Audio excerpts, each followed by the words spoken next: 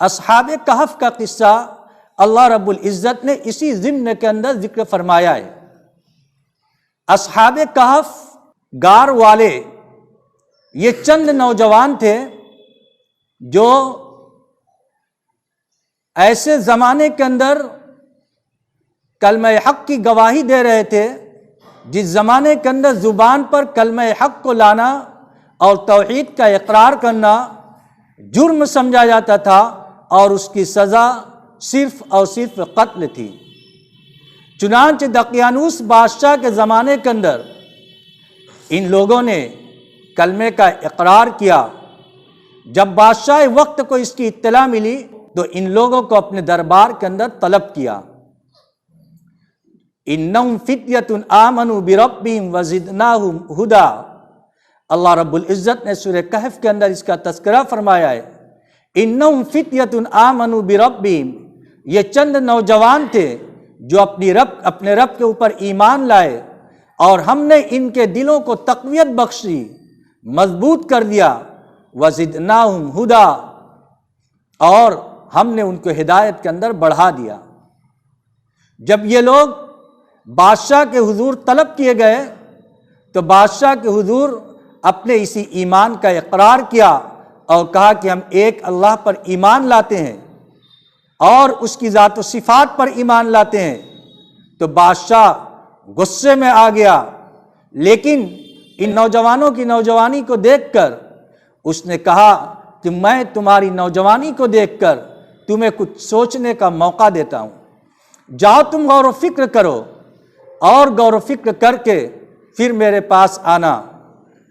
جب یہ نوجوان بادشاہ کے پاس سے گئے تو ان لوگوں نے آپس کے اندر مشورہ کیا کہ اگر ہم اپنے ایمان کی حفاظت چاہتے ہیں تو اب اس ملک کے اندر اور اس حکومت کے اندر رہنا ہمارے لیے مشکل ہے، اب ہم اپنے ایمان کی حفاظت اس جگہ نہیں کر سکتے۔ ان لوگوں نے مشورہ کیا اور مشورہ کرنے کے بعد ان لوگوں نے یہ طے کیا کہ اب ہم لوگ شہر کو چھوڑ کر غار کے اندر پناہ لیں گے۔ وہ لوگ غار کے اندر چلے گئے اور جاتے وقت ان کا کتا بھی ان کے ساتھ ہو گیا، اور غار کے اندر جا کر انہوں نے اپنے ایمان کی حفاظت کے لیے پناہ لی۔ وہاں پر اللہ رب العزت نے ان کو سلا دیا، ان کے اوپر نیند کو طاری کر دیا۔ وہ لوگ اس غار کے اندر سوئے رہے، 1 سال نہیں، 2 سال نہیں، قرآن پاک کے اندر اللہ رب العزت نے اس کا تذکرہ فرمایا ہے کہ وہ بہت لمبی مدت تک سوئے رہے۔ 309 سال تک وہ اس غار کے اندر سوئے تھے۔ 309 سال تک جب اس غار کے اندر وہ سوئے تھے، سونے کے بعد جب وہ اٹھے ہیں، مفسرین فرماتے ہیں کہ جب وہ غار کے اندر سوئے تھے تو دن کا صبح کا حصہ تھا، اور جب وہ بیدار ہوئے ہیں تو سورج کے ڈوبنے کا وقت تھا۔ تو جب وہ بیدار ہوئے تو آپس کے اندر انہوں نے کہا کہ ہم کتنے دن ٹھہرے تھے؟ کسی نے کہا کہ 1 دن، کسی نے کہا کہ 1 دن سے کچھ کم۔ جب ان لوگوں نے اپنے بال کو دیکھا، اپنے ناخن کو دیکھا، تو وہ حیرت بتلا رہی تھی کہ ہمارا مدت قیام یہاں پر بہت زیادہ ہے، لیکن جب یہ وقت کو دیکھتے تھے تو وقت کے حساب سے ان کو لگتا تھا کہ ابھی تو ہم سوئے ہیں اور بیدار ہوئے ہیں۔ بہرحال ان لوگوں نے کہا کہ ہمارا رب بہتر جانتا ہے ہم کتنے دن اس غار کے اندر ٹھہرے تھے، جاؤ اب تو کھانے پینے کا انتظام کرو، بھوک لگی ہے۔ لیکن ایک بات یاد رکھنا کہ اس ملک والے ہمارے دشمن ہیں، ہم اپنی ایمان کی حفاظت کے لیے یہاں پر آئے ہیں، لہذا خوب دیکھ بھال کر کے جانا، اور یہ خیال رکھو کہ یہاں پر مشرکین ہیں، ان کا ذبیحہ حلال نہیں ہے۔ دکان کے اندر جانا تو دیکھ کر کھانا لینا، ایسی جگہ کا کھانا لانا جس کا ذبیحہ حلال ہو تاکہ ہم حلال کھانا کھائیں۔ چنانچہ ان میں سے کچھ ساتھی نکلے اور دکان کے پاس آئے، سامان لیا۔ سامان لینے کے بعد جب اس نے ان کو سکہ دیا قیمت کے طور پر، تو دکاندار نے کہا کہ یہ کون سا سکہ لائے ہو؟ پھر اس نے کہا لگتا ہے کہ تمہارے پاس پہلے کا خزانہ ہاتھ لگ گیا ہے۔ کہا نہیں، یہ تو اسی ملک کا سکہ ہے۔ پھر اور دکاندار آ گئے، بات بڑھتے بڑھتے یہ بات بادشاہ وقت تک پہنچی۔ 309 سال کا زمانہ گزر چکا تھا اور وہ ملک بت پرستی سے ختم ہو کر توحید پرستی کے اوپر آ چکا تھا، اور اس زمانے کا بادشاہ نہایت نیک دل اور مسلمان تھا۔ مفسرین لکھتے ہیں کہ اصحاب کہف کے بیدار کیے جانے کے اندر حکمت، اس بادشاہ کے اندر کے دل کے اندر ایک تڑپ تھی کہ کیسے اس ملک کے اندر رہنے والا سب توحید پرست بن جائیں۔ اس کے لیے اس نے کچھ لوگوں سے مباحثہ کیا تھا۔ وہ لوگ بعد الموت کے منکر تھے۔ بادشاہ کے اندر طلب تھی، اس نے اللہ سے دعا کی، اے باری تعالیٰ کوئی ایسی سبیل پیدا کر دے جس کے ذریعے سے میں اپنی قوم کے لوگوں کو سمجھا سکوں کہ میرا رب لوگوں کو مرنے کے بعد دوبارہ زندہ کرنے کے اوپر قادر ہے۔ بادشاہ کی یہ دعا قبول ہوئی اور ادھر اصحاب کہف بیدار ہوئے۔ یہ خبر بادشاہ کے پاس پہنچی اور یہ سارے کے سارے لوگ بادشاہ کے دربار کے اندر پیش، اور وہ شخص بادشاہ کے دربار کے اندر اس کو لے جایا گیا۔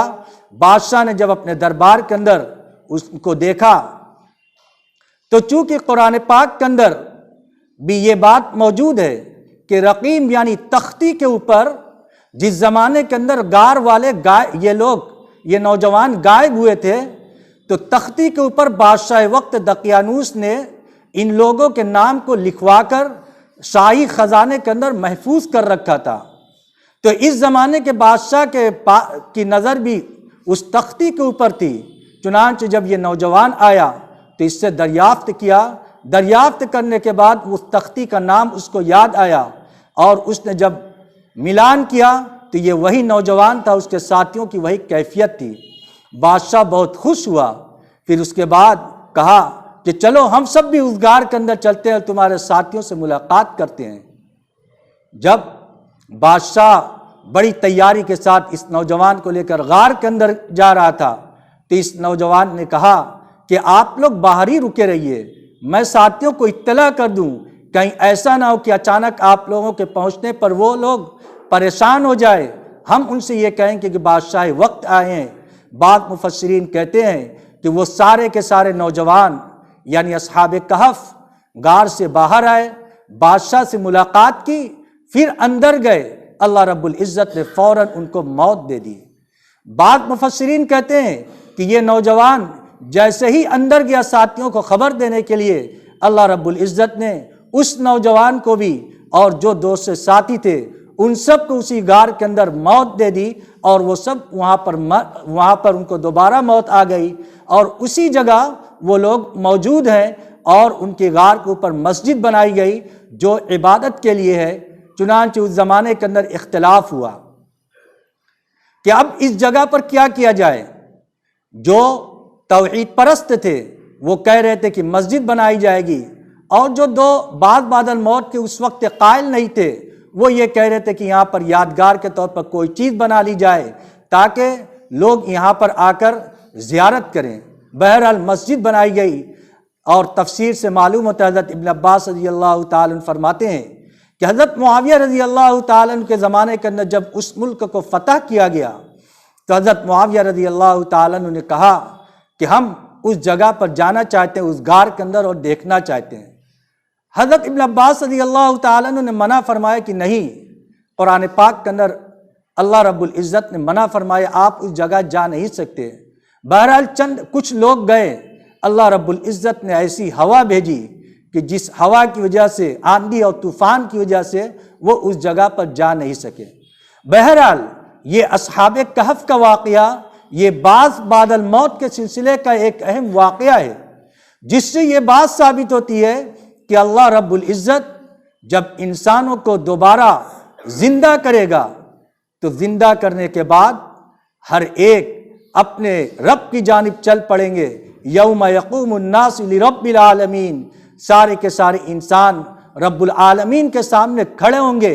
جب سور پھونکا جائے گا، سور پھونکنے کے بعد پھر اس کے بعد دوبارہ سور پھونکا جائے گا تو پہلی سور پر ساری انسانیت ختم ہوگی، پھر دوسرے سور پھونکے جانے کی بنیاد پر سب کے اندر جان پڑ جائے گی، پھر وہ سب کے سب ایسے اپنے رب کے پاس چلے جائیں گے اور وہاں پر ان کے سامنے آخرت کے سارے مناظر ہوں گے۔ تو اللہ رب العزت نے انسانوں کو پیدا کیا ہے، پیدا کرنے کے بعد جب موت آئے گی تو موت کے بعد اس کو دوبارہ زندہ کیا جائے گا۔ یہ عقیدہ ہوتا ہے بعث بعد الموت، جس کا ہم ایمان مفصل کے اندر اقرار کرتے ہیں، والبعث بعد الموت۔ جتنا یہ ایمان ہمارا مضبوط ہوگا، ہم اللہ کی ذات و صفات کے اوپر یقین مضبوط رکھیں گے، اعمال کے اوپر ہمارا جمنا آسان ہوگا، آخرت کی یاد تازہ ہوگی۔ جتنا ہم اس ایمان سے غفلت برتیں گے، ہمارے دل کے اندر یہ یقین کمزور پڑے گا۔ جو لوگ منکرین ہوتے ہیں وہ اپنی دنیاوی زندگی کو سب کچھ سمجھتے ہیں اور کہتے ہیں مرنے کے بعد ہمیں دوبارہ زندہ نہیں ہونا ہے، لہذا جتنی عیش کرنا ہے، جتنی راحت حاصل کرنی ہے، جتنا مزہ لینا ہے وہ اس دنیا کے اندر لے لیں۔ لیکن جو مسلمان ہوتا ہے وہ کہتا ہے یہ دنیا کی زندگی ہماری اصل زندگی نہیں، اصل زندگی ہماری آخرت کی ہے۔ وہ مرنے کے بعد جب ہم دوبارہ زندہ کیے جائیں گے، اصل زندگی ہماری وہ ہے اور اس کا دار و مدار ہمارے اعمال کے اوپر ہے۔ اگر ہم دنیا کے اندر اچھے اعمال کر کے جائیں گے تو اللہ رب العزت ہمیں آخرت کے اندر اپنے مہمان خانے کے اندر جگہ دے گا۔ اگر ہم دنیا کے اندر اللہ کی نافرمانی کر کے جائیں گے تو پھر وہاں پر ہم عذاب کے اندر مبتلا کیے جائیں گے اور جہنم کے اندر اللہ رب العزت ہمیں ڈال دے گا۔